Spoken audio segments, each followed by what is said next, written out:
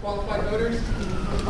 The standard for qualified voters, there's two basic standards, there's two basic requirements, and then there's a third one that's really important, and it's important for a reason. The first thing is, in order to get a vote in one of these elections, you have to have lived in your unit for more than 90 days, so no Johnny Come-Latelys. You can't have been an employee of the landlord for 120 days, so no ringers from the landlord. So the on-site maintenance guy who doesn't pay any rent, who supposedly sweeps the hallway, doesn't get a vote. So we all know he's getting a vote. The landlord's going to probably tell him what to do. And then the third category is if you are a senior citizen, right, and you are of low income, and the law is very specific, i.e. if you are over 62 years of age and make under $40,000. No, right. Over 62, make under $40,000, you don't get to vote. All right. You're wondering, why don't I get to vote?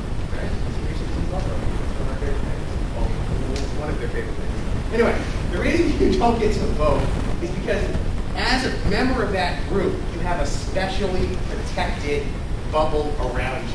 Okay. If this conversion goes through, okay, if the conversion happens, right, say it happens, everybody else's tenancy has ended, all right? As opposed to the sale, and I told you, if you get an offer of sale, if your building gets sold, whoever owns the building, your lease is there, your rights as tenants continue. I said they endure. If your building goes through a conversion, your rights as tenants, it's finished. You now are in a building that is a condo, and your lease is not really applicable. So, but as a senior citizen over the age of 62, making under $40,000, you don't have to concern yourself with that. The landlord cannot put you out.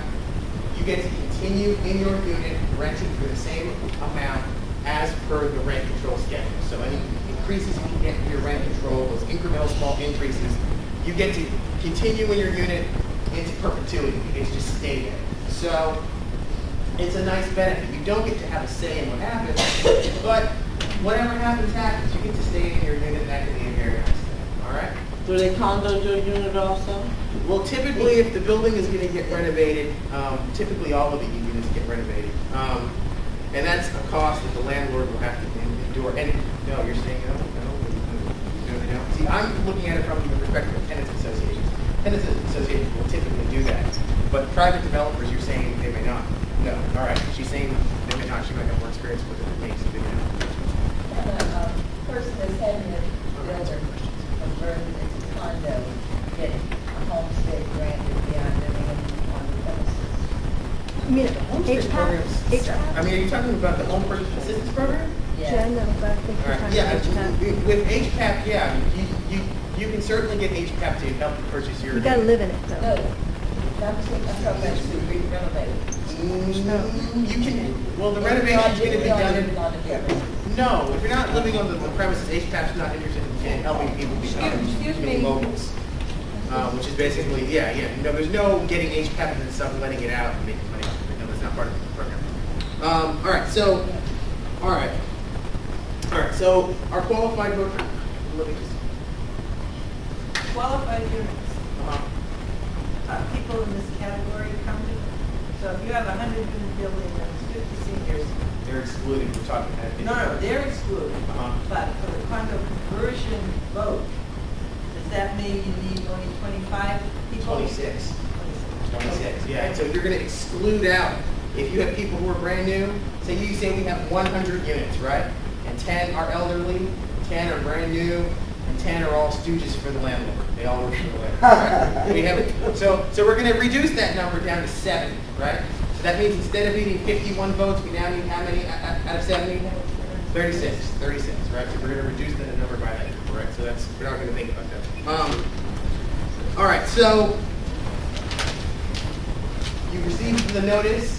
You should request an election either as a group or you should request one individually. And then you guys have got to talk about how you want to handle it. If you want to vote yes, that's something you guys should decide as a group. If you want to vote no, you can certainly do that. If you decide to vote yes, or if you do participate in the process, after your landlord has fulfilled this part of the certification requirement, that certification can last as long as 180 days. So at any point that you can declared that he wants to move on and turn the building into a water. He's in effect been given permission by the mayor to go forward with it. At which point you receive a notice that says, look, in no shorter than 120 days, you have to have a 120 days notice. He's in effect telling you he's converting the building, and at a date certain, your tenancy is in effect over. Now, for the first 60 days, he has to negotiate with you about the purchase of the unit, and it's a mutually agreeable price. God knows what that means. So you are, I mean, it's you, him, and the market. You know, and that's a real tough situation to be in. And that's basically where you are. After those first 60 days, he's basically going to be marketing your unit to other people, trying to make it as much money as he can. And at the end of the 120 days, your tenancy is up. And if you're still there, you can start eviction procedures and move forward with it. It's your, in effect, there. That's if you don't vote for. That's if you, I mean, typically, don't vote for conversion. when you get to this stage, I've got to be honest with you. Typically, when folks have gotten here, they've missed like several letters. If the building was sold, they didn't get that notice, or they didn't know it. Either they didn't get it, or they didn't know it. Typically, that means they got a notice of offer of sale, didn't react. They got a notice of a conversion, didn't react, and they also got an indication from their landlord telling them that in 120 days he's going to move forward with the sale, and they didn't make any kind of arrangement. We're talking about a year and a half, sometimes of letters. Well, not even. That's It's if you don't typically going to be reply. a year and a half of not reacting, not getting together.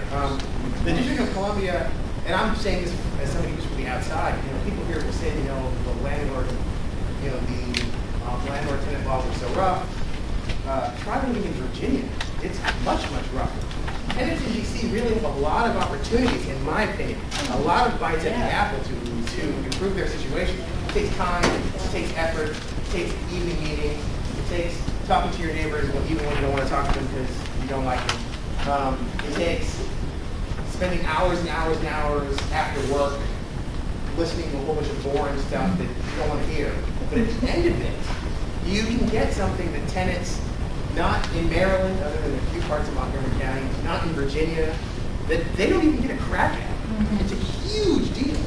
So that's, I think, going to be my final thought.